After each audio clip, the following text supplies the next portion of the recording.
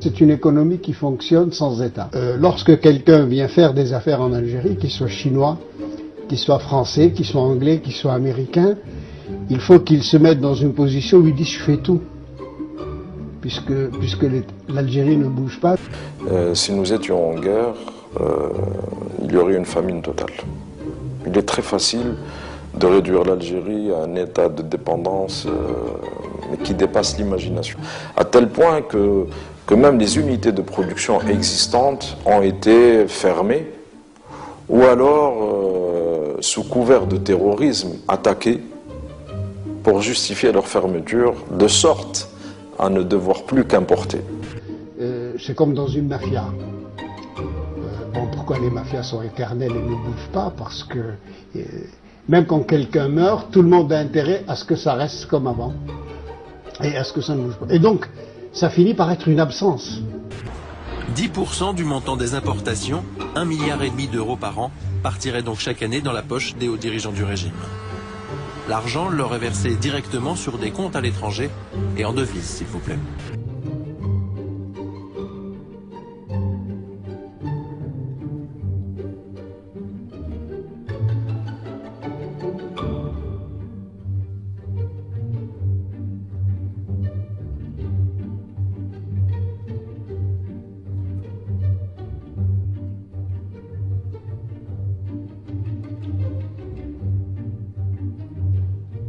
Ma paye de 36 000 dinars, c'est 3 fois le SMIC algérien. C'est 3 fois 12 000 dinars. Ma paye, elle passe tout dans le couffin. J'envie, franchement, qu'avec 12 000 dinars pour les SMICards en Algérie, il va vivre avec 10 jours.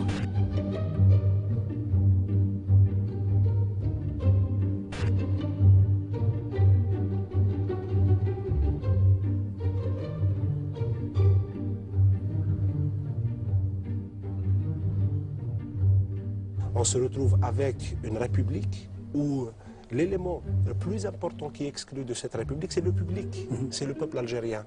La nature du système politique algérien est qu'il encourage la corruption, il est basé sur la corruption. La réalité, c'est qu'en Algérie, la DRS continue de tenir le monopole des affaires politiques. C'est le parti politique le plus puissant en Algérie. C'est un véritable État clandestin.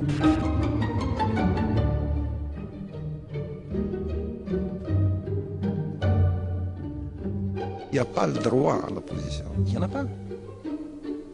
Tous. Des créations du système, chacun jouant un rôle dans un casting où l'un est censé jouer le rôle du parti nationaliste, l'autre le parti démocrate, l'autre, il y a même le parti trotskiste, le parti islamiste, mais tout ça, c'est des rôles, c'est virtuel. C'est des aveux, c'est des aveux. Qu'est-ce que ça veut dire? Qu'est-ce que ça veut dire pour un chef de milice d'un groupe armé en Kabylie, qui était Nordine Atamouda, de dire à un journaliste français: je connais votre adresse, je connais votre femme, je connais vos enfants, je sais sur quoi vous travaillez, nos services secrets sont actifs chez vous. Ça veut dire quoi? Ça veut dire simplement que, si c'est vrai, c'est que les services algériens surveillent certains journalistes français à Paris, qui remontent des informations, y compris sur la vie privée de ces journalistes en Algérie, et que ces informations parviennent aux oreilles de Nordine Atamouda. C'est des aveux, c'est des aveux.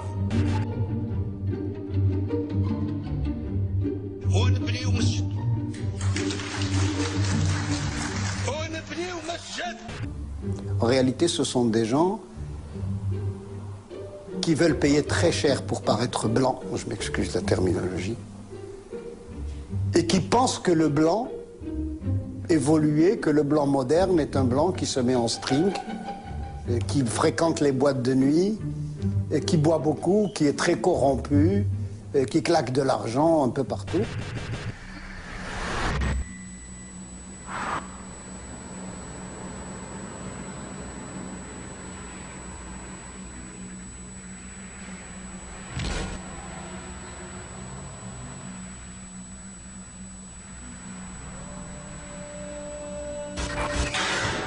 Je veux témoigner dans la rue parce que je suis un intellectuel.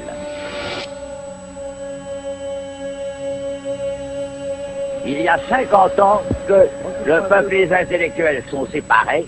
Il faut maintenant qu'ils ne fassent plus qu'un. Non pas pour que les intellectuels donnent des conseils au peuple, mais au contraire, pour que ces masses prennent une forme neuve.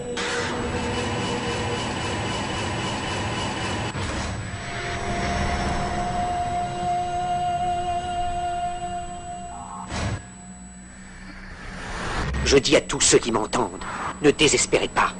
Le malheur qui est sur nous n'est que le produit éphémère de l'avidité.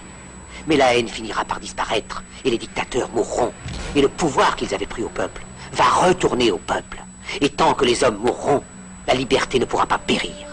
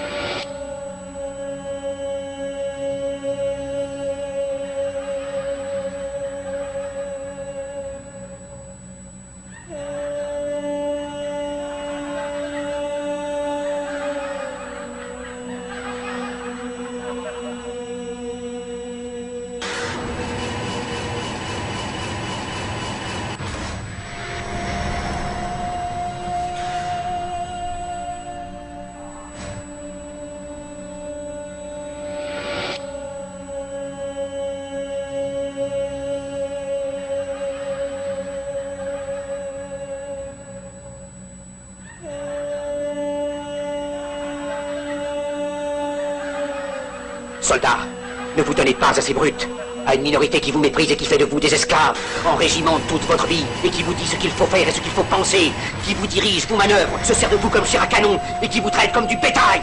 Ne donnez pas votre vie à ces êtres inhumains, ces hommes-machines, avec une machine à la place de la tête et une machine dans le cœur. Vous n'êtes pas des machines, vous n'êtes pas des esclaves, vous êtes des hommes.